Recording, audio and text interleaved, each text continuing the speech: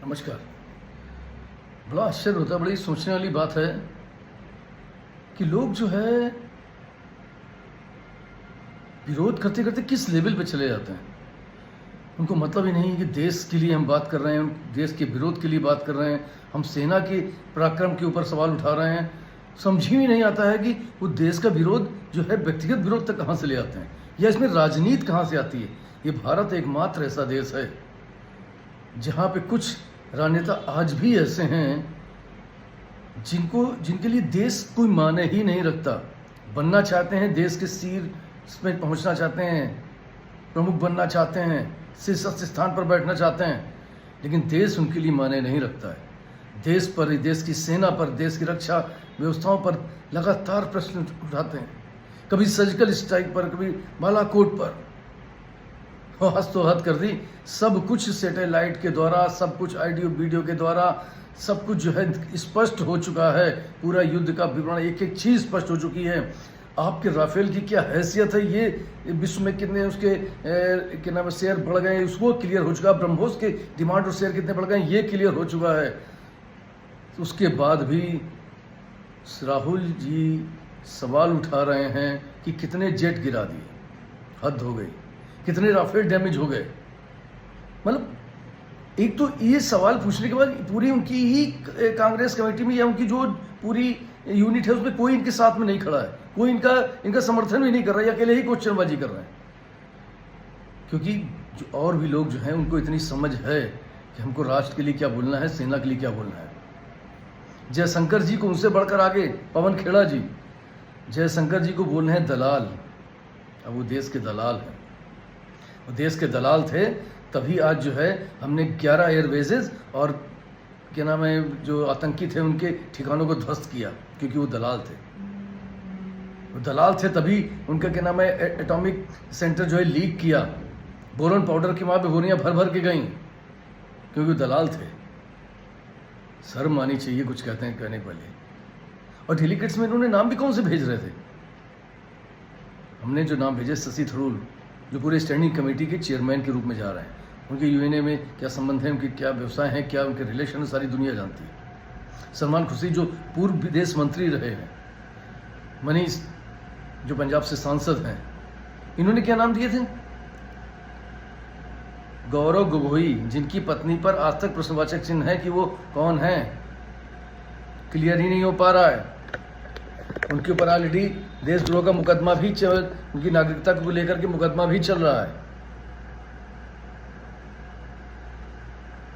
FIR भी दर्ज है। ऐसे लोगों के नॉमिनेट इन्होंने किया था। नासिर हुसैन, जिसने कभी राष्ट्र के पक्ष में बोला ही नहीं, हमेशा राष्ट्र विरोधी बातें ही करी, और उसके जीतने के बाद उसकी रैली में पाकिस्तान जिंदाबाद के नारे लगे थे।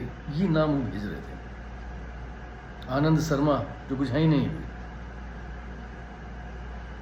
हद हो गई। ताजुब तो ये है कि जो हालत हमको लगता है कि पाकिस्तान की हुई है, वही हालत जो हमारे यहाँ कांग्रेस और राहुल की हो गई।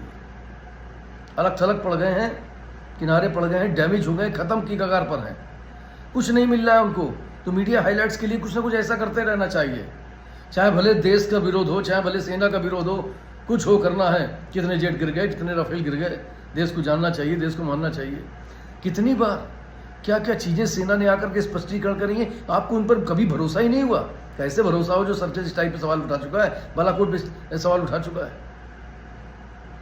देश सब कुछ देख रहा है, देश सब कुछ जान रहा है। शायद कांग्रेस या राहुल ये चीज़ नहीं जान रही है। तृणमूल कांग्रेस, ममता बनर्जी, हद हो गई साहब। एक नाम दे पाए वो भी उनका जो है यूसुफ पठान, यूसुफ पठान का नाम दिया, बाद में शायद बस हुआ है क्या हुआ उनको लिया नहीं गया, जो भी है वो कोई नाम ही नहीं मिल रहा था। क्योंकि अगर गैर मुस्लिम भेज देंगे तो उनके मुस्लिम समीकरण बिगड़ जाएंगे, उनकी चुनाव 26 में लगे हुए हैं। तो देश की अस्मिता को चुनाव से तोलने वाले, देश की अस्मिता को पार्टी और राजनीति की दृष्टि से देखने वाले ये लोग ये भारत का नेतृत्व करेंगे? कैसे सोच सकते हैं ये? लेकिन सोच सकते हैं, लेकिन सोच सकते हैं। सोच इसलिए सकते हैं क्योंकि हमारी आंखें कभी नहीं खुलती हैं।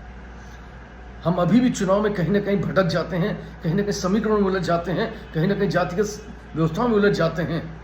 कहीं ना कहीं प्रलोभन में आ जाते हैं। इसलिए ऐसे लोग पनप रहे हैं और ऐसे लोग राष्ट्र का, आपकी सेना का विरोध कर सकते हैं। उनको लगता है कि उनके पास भी थोड़ी बहुत ताकत है। ऐसे लोग हैं, बहुत दुर्भाग्य है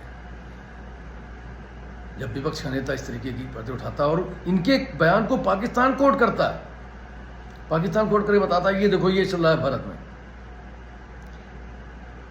जबकि जितने भी जो है स्टैंडिंग कमेटी के, चेयरमैन कमेटी के जो डेलीगेट्स जो भी बनाए हैं पूरे, उसमें हर पार्टी से सदस्य लिया गया।